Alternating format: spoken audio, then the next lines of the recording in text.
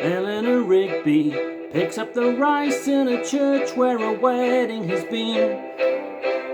Lives in a dream, waits at the window, wearing a face that she keeps in a jar by the door. Who is it for? All the lonely people. Where do they all come from? All the lonely people. Where do they all belong? Father Mackenzie, writing the words of a sermon that no one will hear. No one comes near, look at him working, darning his socks in the night when there's nobody there. What does he care? All the lonely people, where do they all come from? All the lonely people, where do they all belong? Oh, look at all the lonely people. Oh, look at all the lonely people. Eleanor Rigby died in a church and was buried along with her name. Nobody came. Father Mackenzie wiping the dirt from his hands as he walked from the grave.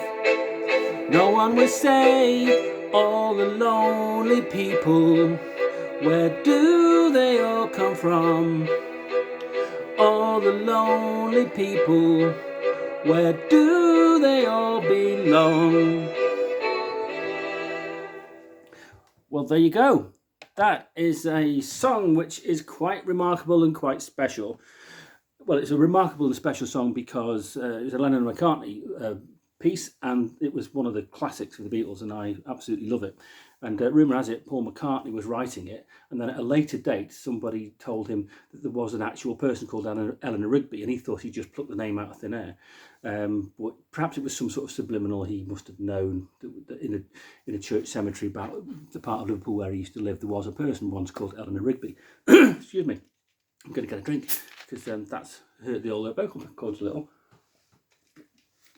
There you go, and there's a clue as to why this is such a remarkably special song. There you go, it's backwards, but it's still iron brew. That beautiful orange colour is fairly recognisable everywhere. And that is an indicator that that I'm not singing in my normal home. And the surroundings as well. Lenny Henry would be proud of this because I'm actually in a Premier Inn near Stenhousemuir in Scotland. And it's the first time that I've done a song for my YouTube channel that hasn't been recorded in Wales. So I've skipped through England. We don't want a song in England, so I've gone straight to Scotland.